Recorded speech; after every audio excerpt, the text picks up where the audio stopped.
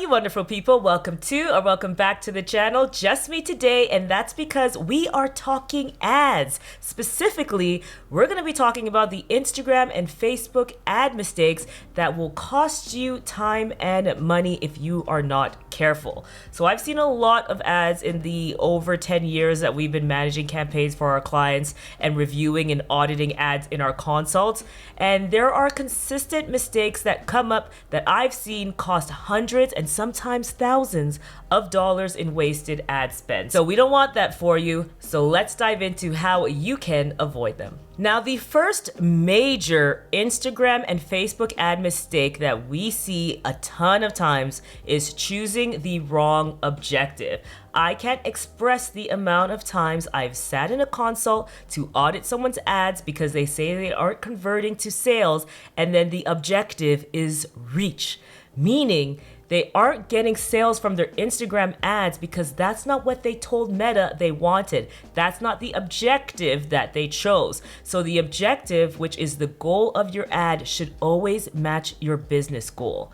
You choose your campaign objectives in Ads Manager, where all the best ads are made. I sound like a broken record. I've said it time and time again. I already talked more about why you should be creating your ads in Ads Manager in this video, so I won't break it down here. But if you're wondering whether you should boost a post or run ads in Ads Manager, definitely check that video out. Now, if you want to drive awareness and just get more people to know about you, that's where you would select an awareness objective to get your ad in front of as many people as possible. And in that case, I'd honestly recommend an engagement ad anyway, where you could focus on like video views or post engagement, but we'll leave that for another video.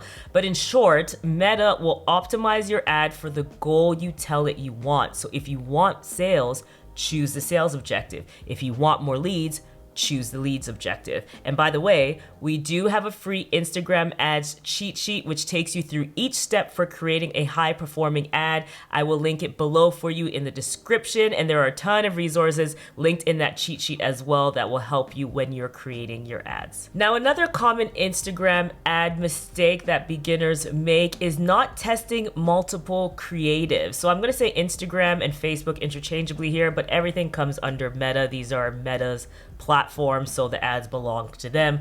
Instagram or Facebook is just a social channel that you might leverage, or be both. So your ad creative is what people actually see in their feed. So the content, like the reel or the carousel.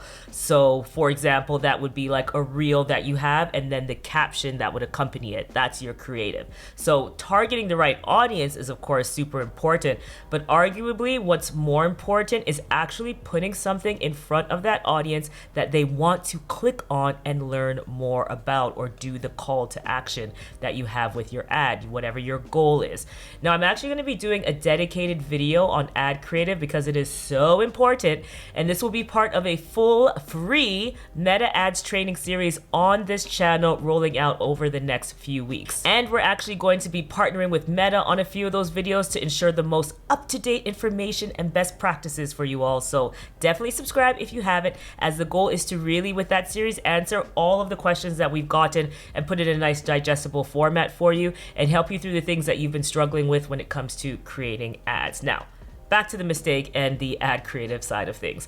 When you bank on just one ad creative working, you run the risk of people seeing the same ad multiple times and getting tired of it, and even worse, hiding it, which will hurt your overall performance and quality rankings, since that will be a negative signal for the algorithm. So the more diverse creative you have, you also really avoid that fatigue, right? But it also gives you the more types of content that you just in general have to work with, and more opportunities to get in front of your audience in different ways, so you can drill down what type of creative performs the best, so what type of content performs the best, and add more spend there or iterate on that creative in different ways, right? So you really want to be testing reels, carousels, graphics, user-generated content versus talking head content like what I'm doing right now, or voiceover content. All the different kinds of creatives, whether you make them yourself, you can also partner with creators. That's one of our favorite ways to get content. We talked about partnering with creators and the benefit of that in this video here, especially for ads, or you can hire a professional for help. Whatever you do, just try your best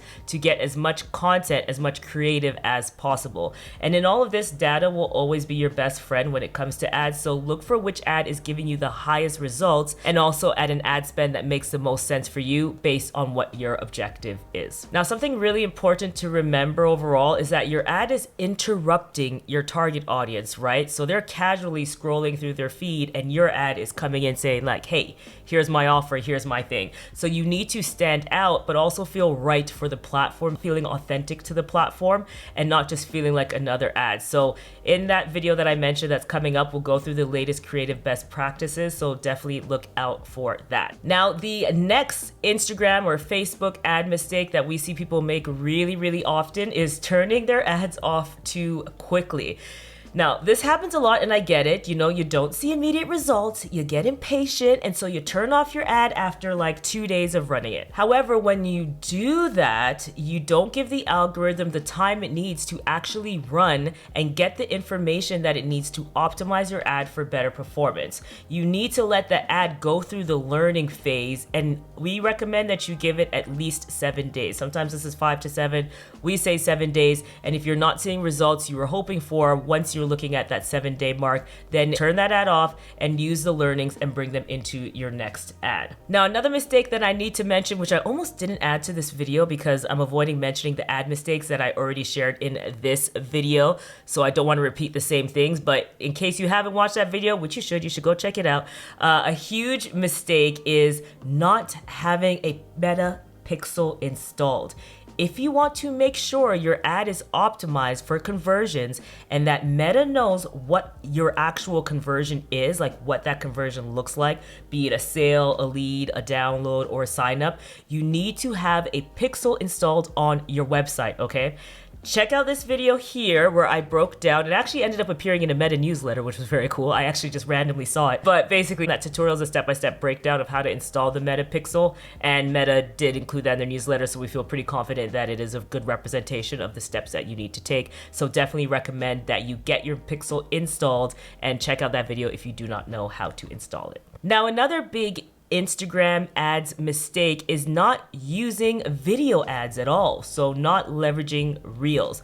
So Meta's algorithm favors video content. They consistently drill the importance of creating Reels to help in increasing your engagement and lowering your cost per result. So Reels statistically just see a higher click-through rate and more engagement. So if you're still prioritizing static ads, you're really missing out on showing up in more surfaces across the Facebook and Instagram apps, like the Reels feed, the Explore feed, and the main feed when people are just scrolling through. And we'll dive more into this in the Creative Best Practices video coming up in the ad series. But in the meantime, you can check out this video that we did on how to create better Reels. I think that's going to be a good place to start because a lot of the same rules apply when you consider like how to create high-performing Reels for organic or for ad content. Now, I covered more Instagram ad mistakes in this video that I didn't mention here, so definitely go check those out because there's definitely more. I just didn't want to be repetitive. So check that out if you want to make sure that you are not having any other ad mistakes as well. Please let me know if you have any questions at all about ads, and I will be happy to answer them or shoot future content. Just drop it in the comments below. If you found this video helpful, let me know by giving it a thumbs up. Look out for that ad series coming through, and check out this playlist where this playlist will be the ad series. So you'll be able to see more videos about how to create high-performing ads right over there. We'll see you in the next one. Bye.